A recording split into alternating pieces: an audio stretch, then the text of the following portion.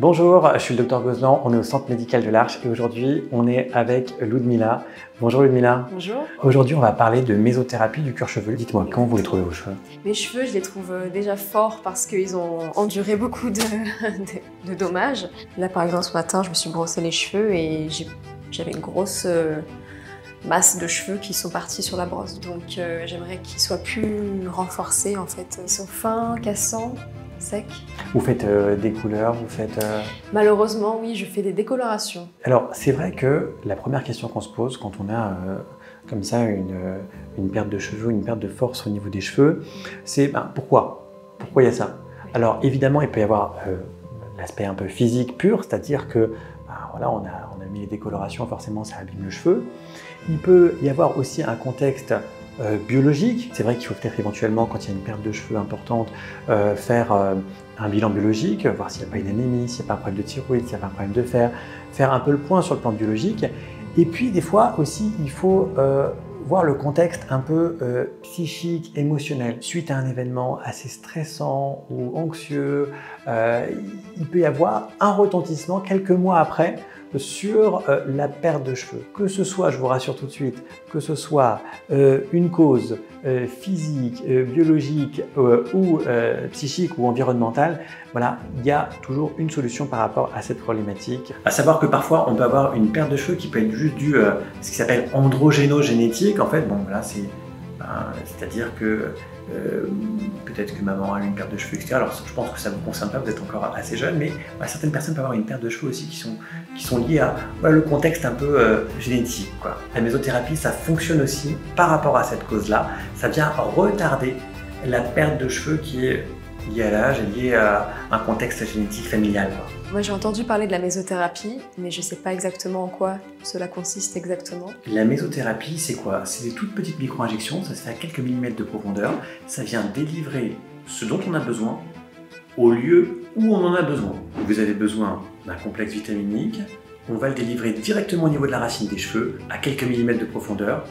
C'est ça. Et en termes de résultats, est-ce que je suis sûre que ça va fonctionner? Alors il faut compter 80% de réussite en 3 mois de traitement.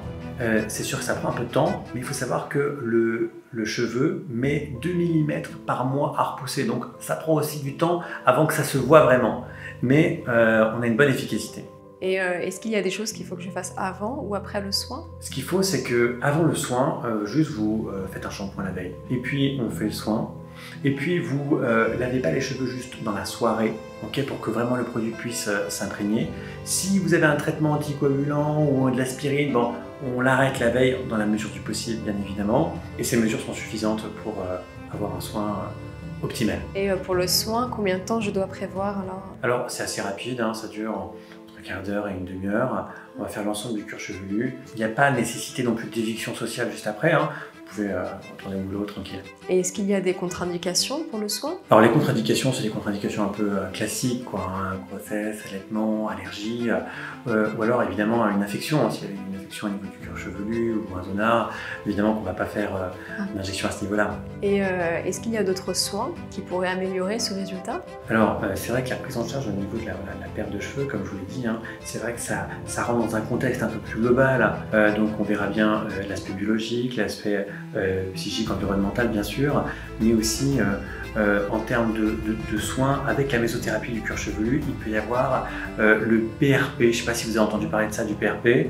Le PRP, en fait, c'est le plasma riche en plaquettes. C'est une autre technique qui peut être intéressante aussi à coupler pour améliorer un peu le résultat. Vous voyez là, c'est de la bépantène, de la biotine, donc c'est des complexes vitaminiques. On va l'utiliser pour la mésothérapie au niveau du cuir chevelu. Vous voyez ces petits cheveux qui sont cassants là? Vous voyez, c'est ça là. Ces petits cheveux cassants, c'est ça qu'il vous faut, quoi. C'est ça qu'on va essayer. On va essayer d'en mettre surtout là, mais un peu partout aussi. C'est un pistolet, ça fait peur, ça fait du bruit, mais c'est fait pour que ça fasse pas mal, donc on reste cool. Ça, on va désinfecter la zone à traiter.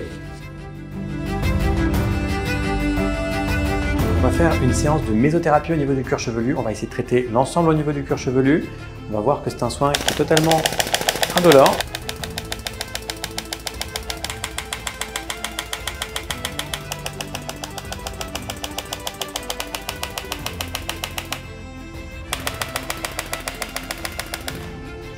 voilà, c'est fini. Ça a été? Mais nickel. Super.